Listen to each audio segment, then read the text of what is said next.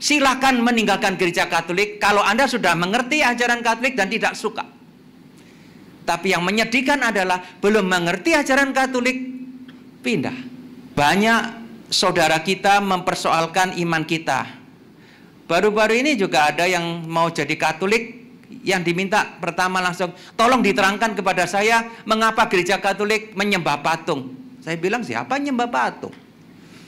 Mengapa berdoa melalui Maria tidak langsung saja? Pertanyaan yang terus berulang. Di mana-mana ya itu saja pertanyaannya.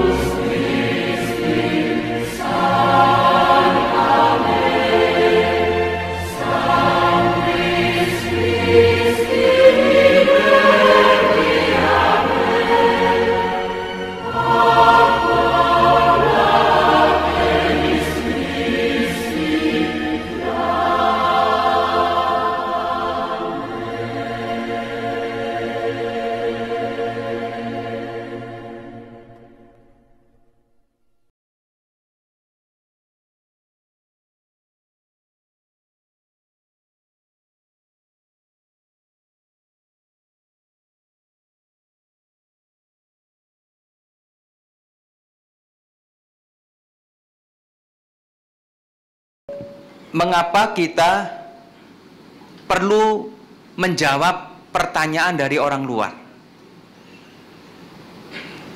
Anda dalam khotbah tidak pernah diajar untuk bertengkar dengan kelompok lain. Anda seringkali tidak bisa menjawab karena memang tidak diberi bekal untuk menjawab.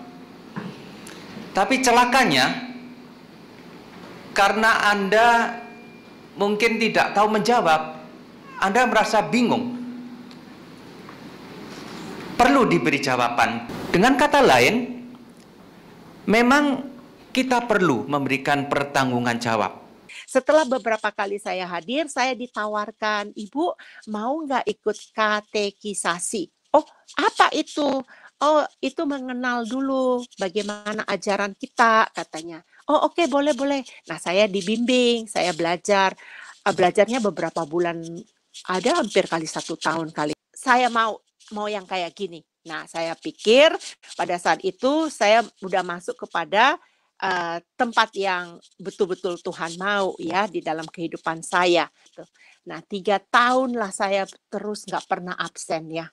Dia memperkenalkan namanya Mama Meta. Nah, oh, Ibu nggak tahu buka Alkitab? Enggak, saya bilang. Saya nggak tahu buka Alkitab, saya bilang gitu. Loh, kok mereka tahu ya? Kok mereka hafal ya?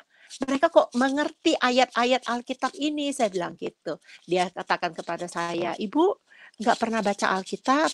Enggak. Punya Alkitab? Punya. Saya bilang gitu. Ibu, kalau kita berdoa, dia bilang ke saya, kalau kita berdoa, kita jangan berdoa bertele-tele, katanya gitu. Kok dalam hati saya bertele-tele apa? Tapi dia jelaskan. Setahu saya, Ibu kalau doa Maria itu kan Ibu ada rantainya, Ibu ucapin terus-terus kan. Itu ucapan itu. Nah, itu yang namanya bertele-tele. Doa yang sama diucapkan berkali-kali. Karena ternyata dia terlalu gampang percaya tanpa mengerti sendiri alasannya. Silakan meninggalkan gereja Katolik kalau Anda sudah mengerti ajaran Katolik dan tidak suka. Tapi yang menyedihkan adalah belum mengerti ajaran Katolik, pindah. Tetapi kalau kita tidak berpikir, hanya menelan mentah-mentah ajaran itu, kita akan mudah goyah. Kalau ditanya lalu tidak bisa menjawab, kita goyah. Kita tidak boleh kayak orang yang bodoh yang hanya terima begitu saja, tapi mudah goyah. Banyak orang Katolik meninggalkan gereja Katolik karena tidak memahami ajaran dengan benar. Silakan meninggalkan gereja Katolik kalau Anda sudah mengerti ajaran Katolik dan tidak suka. Tapi yang menyedihkan adalah belum mengerti ajaran Katolik, pindah.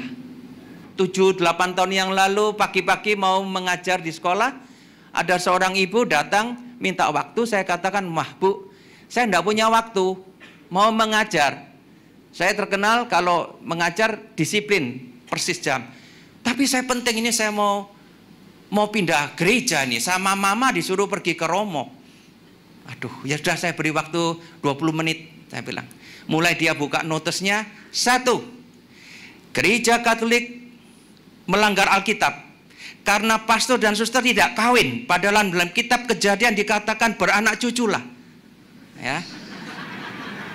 Langsung saya jawab, bahwa Alkitab kan saya buka. Oke, benar, dalam kitab Kejadian 1:26-28 itu ada tentang itu. Tapi jangan lupa, dalam Matius 19 juga ada cerita Yesus mengatakan ada orang yang tidak menikah demi kerajaan surga. Ada ayat itu, Romo. Loh, ada, kamu belum baca? Belum. Lah kalau begitu gimana? Yesus menikah enggak? Dia bingung. Enggak. Apakah Yesus melawan perintah Allah? Oke, nomor 2, Romo. Begitulah seterusnya. Setelah 5 pertanyaan saya jawab, terima kasih, sudah enggak perlu, saya enggak jadi pindah. Karena ternyata dia terlalu gampang percaya tanpa mengerti sendiri alasannya.